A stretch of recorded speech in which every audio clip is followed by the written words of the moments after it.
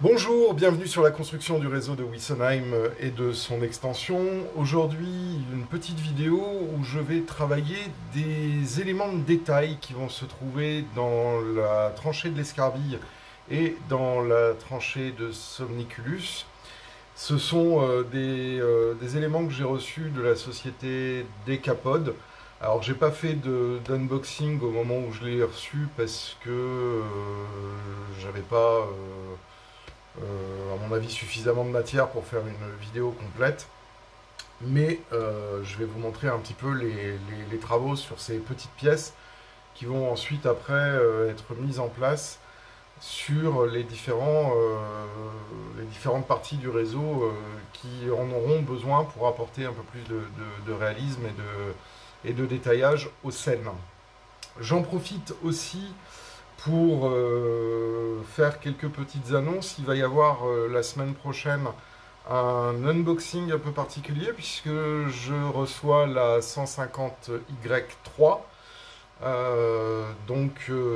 Je suis très content parce que on va pouvoir d'une part faire une vidéo d'unboxing mais aussi une vidéo dans laquelle on parlera de l'installation du décodeur digital. Alors je ne sais pas si ça sera lundi ou mardi que je ferai la vidéo, donc si je la fais lundi, elle paraîtra mardi, et si je la fais mardi, elle paraîtra mercredi. Ensuite, l'autre chose assez intéressante et qui me fait grandement plaisir, c'est que j'ai quand même bien avancé sur la tranchée de Somniculus, donc du coup je vais pouvoir laisser temporairement cette partie-là du réseau parce que je vais devoir faire des beaux arbres pour le premier plan notamment, et je vais pouvoir repartir sur l'annexe traction, toujours dans l'extension, pour continuer la construction, enfin la mise en place du décor déjà d'une part, et continuer en fait les aménagements autour du crack de Génère qui est sur la petite colline. Voilà, donc ça va être un peu les programmes d'intervention la semaine prochaine sur l'extension. Il va y avoir aussi une vidéo concernant l'installation, l'aménagement intérieur de la voiture CIWL LX16 3544, donc de chez Rivard aussi, qui est paru dans les années 80. Donc ça c'est une vidéo qui va paraître, je sais pas quand, j'ai simplement les rushs, faut que je la monte. Et ensuite après on va aussi avoir un petit peu de vidéos sur le câblage, parce que je vais devoir continuer le câblage à la fois dans l'extension et aussi dans l'hélice sud. Bref, j'ai un programme assez chargé pour les 2 semaines à venir, et je suis très content de pouvoir faire la mise en route d'une nouvelle locomotive qui va rejoindre le parc. J'étais très content de faire la review. J'étais très content aussi parce que apparemment vous avez bien aimé ce format, puisque elle a été vue un nombre assez conséquent de fois. Et donc du coup, je pense que ça sera sympa de vous montrer un peu la mise en service d'une grosse locomotive. J'avais déjà fait la mise en service du Locotracteur 030 dB. Et donc là, ça sera une mise en service d'une locomotive un peu plus conséquente. La 150Y3 partage la même plateforme que la 150Z. Donc il n'y a pas de choses particulièrement nouvelles pour moi.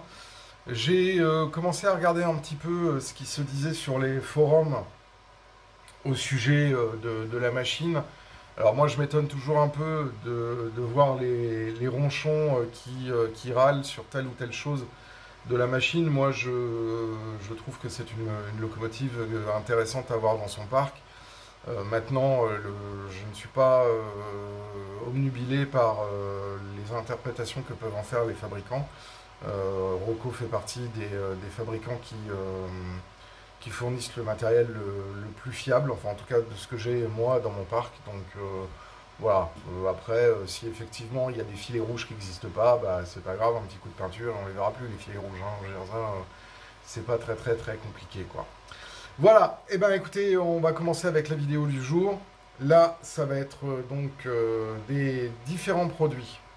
Pour vous en parler, il y a d'une part le heurtoir en rail assemblé, donc de chez Decapod, référence 3404. Il y a ensuite des piquets de courbe en bois, référence 3221. Ensuite, il y a des piquets de courbe en béton, donc plot de béton, référence 3222. Et ensuite, on a des grilles d'évacuation des eaux pour chaussée, référence 5700. Ça, il y a 2 grilles dedans qui m'intéressent. Les autres m'intéressent moins, j'en ai pas besoin. Mais il y a les 2 grilles qui m'intéressent, elles vont aller dans la tranchée de l'escarbille aux endroits prévus à cet effet. Il m'en faudra d'autres malheureusement, mais là je pouvais en acheter 2 supplémentaires. Donc voilà, donc les différentes étapes. Ah oui, alors au niveau des peintures, je vais utiliser la couleur rouille 4675E en acrylique de chez Model Master, que j'aime beaucoup, parce que elle reprend exactement les mêmes pigments que la regrettée 1885, qui était une énamel et qui n'est plus commercialisée. Mon seul regret, c'est que cette peinture au pinceau s'applique moins bien que son équivalent en énamel, et elle serait à mon avis beaucoup plus heureuse d'être appliquée à l'aérographe, mais là pour des petites pièces comme ça, je ne l'appliquerai pas à l'aérographe. Ensuite, après, il y a le ciment ancien, référence 8709 de chez Decapod, qui seront mis sur les plots béton. Et ensuite, il y a une teinte bois que j'ai faite moi-même, qui va donc servir sur les piquets de courbe en bois, du coup, pour peindre les blochers. Et voilà, ça ne sera pas une vidéo de mise en place, là, ça va simplement être une vidéo de mise en peinture, parce que déjà la vidéo va être un peu longue. Voilà, bonne vidéo, merci encore de suivre l'activité de la chaîne et merci aussi de poster des messages en commentaire. N'oubliez pas de nous mettre des petits pouces vers le haut, ça augmente le référencement de la chaîne et ça nous fait plaisir.